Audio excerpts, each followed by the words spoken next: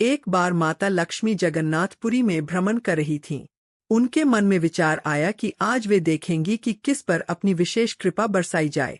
सबसे पहले वे उन अर्चकों और पुजारियों के घरों में गईं जो प्रतिदिन भगवान जगन्नाथ की सेवा करते थे। वे भगवान को जगाते थे, स्नान कराते थे, भोग लगाते थे और शयन कराते थे। माता लक्ष्मी ने जब उनके घरों को देखा तो पाया कि बहुत से लोग देर तक सो रहे हैं। कहीं स्वच्छता का अभाव था तो कहीं आचार विचार की शुद्धता नहीं थी। कई लोग अपने वस्त्रों और दिनचर्या का भी उचित ध्यान नहीं रखते थे। यह देखकर माता लक्ष्मी ने सोचा कि जहाँ पवित्रता और अनुशासन नहीं है, वहाँ मेरा निवास कैसे हो सकता है। तब वे आगे बढ़ी और उन लोगों के घर पहुंची जो मंदिर की सफाई और सेवा का कार्य करते थे। वहाँ का दृश्य बिल्कुल अलग था। सभी लोग ब्रह्मा मुहूर्त में उठ चुके थे।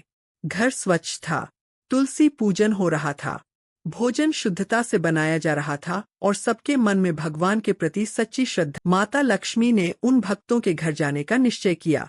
जब घरवालों ने उन्हें देखा तो वे आश्चर्य और आनंद से भर गए।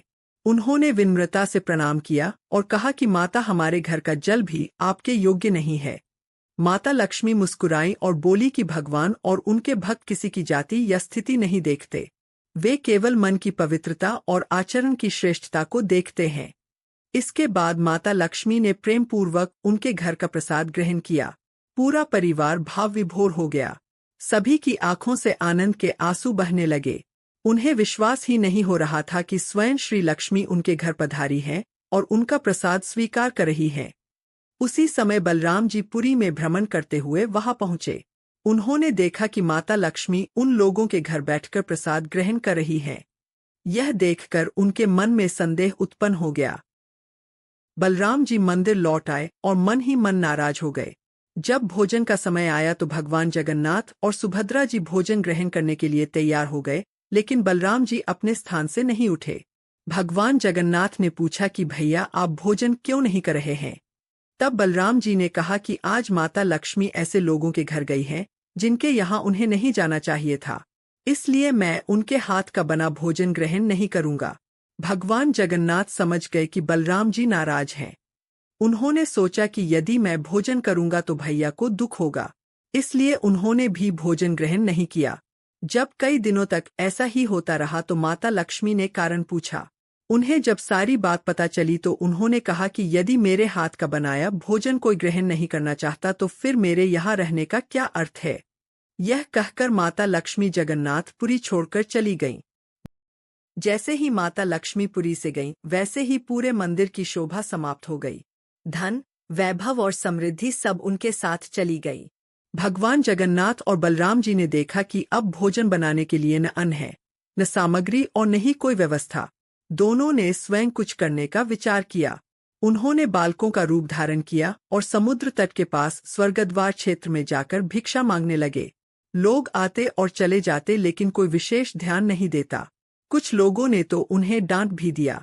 अंत में एक संत ने दया करके उन्हें थोड़ी सी मूढ़ी दे दी। दोनों ने वही खाकर अपना पेट भरा। तब भगवान जगन्नाथ ने बलराम जी से कहा कि अब हमें माता लक्ष्मी को वापस लाना चाहिए, उनके बिना सब कुछ अधूरा है। दोनों भाई माता लक्ष्मी की खोज में निकल पड़े। खोजते खोजते वे उसी भक्त परिवार के घर पहुंचे जहां माता लक्ष्मी ने कृपा की थी।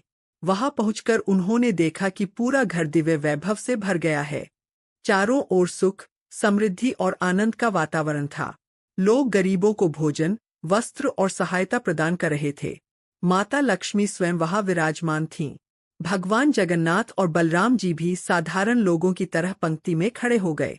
माता लक्ष्मी ने उन्हें देखते ही पहचान लिया और तुरंत बाहर आ गईं। उन्होंने प्रेमपूर्वक कहा कि भगवान की कृपा सभी भक्तों पर समान होती है। वहां जाति, कुल या जन्म नहीं देखा जाता। भगवान केवल प्रेम, भक्ति और शुद्ध आचरण को देखते हैं। माता लक्ष्मी ने बलराम जी से कहा कि किसी मनुष्य का मूल्य उसके जन्म से नहीं बल्कि उसके कर्म और स्वभाव से आंकना चाहिए। जो व्यक्ति शुद्ध आचरण रखता है, भगवान का स्मरण करता है और दूसरों का सम्मान करता है, वही वास्तव में श्रेष्ठ है। बलराम जी को अपनी भूल का एहसास हो गया। उन्होंने माता लक्ष्मी से क्षमा मांगी और उनके ज्ञान को स्वीकार किया। तब माता लक्ष्मी ने भगवान जगन्नाथ से एक वरदान मांगा। उन्होंने कहा कि जगन्नाथपुरी में महाप्रसाद सभी भक्तों के लिए समान हो, कोई ऊंचा या नीचा न माना जाए। जो महाप्रसाद ब्राह्मण ग्रहण करे वही महाप्रसाद अन्य सभी भक्त भी ग्रहण करें और सबको समान पुण्य प्राप्त हो। भगवान जगन्नाथ ने प्रसन्न होकर यह वरदान स्वीकार कर लिया। तभी से जगन्नाथपुरी में महाप्रसाद को समानता, प्रेम और भक्ति का प्रतीक माना जाता है। इस कथा से हमें शिक्षा मिलती है कि माता लक्ष्मी वहीं निवास करती है जहाँ स्वच्छता, पवित्रता, विनम्रता और भगवान के प्रति सच्ची भक्ति होती है। भगवान के दरबार में किसी की जाति नहीं बल्कि उसका प्रेम और उसका आचरण देखा जाता है। जय माँ लक्ष्मी, जय बलराम जी, जय जगन्नाथ स्वामी। प्रिय भक्तों, यदि आपको माता लक्ष्मी और भगवान जगन्नाथ की यह अद्भुत कथा पसंद आई हो और इससे आपको कोई सुंदर सीख मिली हो तो वीडियो को लाइक अवश्य करें। ऐसी ही दुर्लभ धार्मिक कथाएं, प्रेरणादायक प्रसंग, भगवान की लीलाएं और भक्ति से भरे वीडियो देखने के लिए हमारे channel divine stories by Meera को सब्सक्राइब करना न भूलें। कमेंट में अवश्य लिखें, जय माँ लक्ष्मी।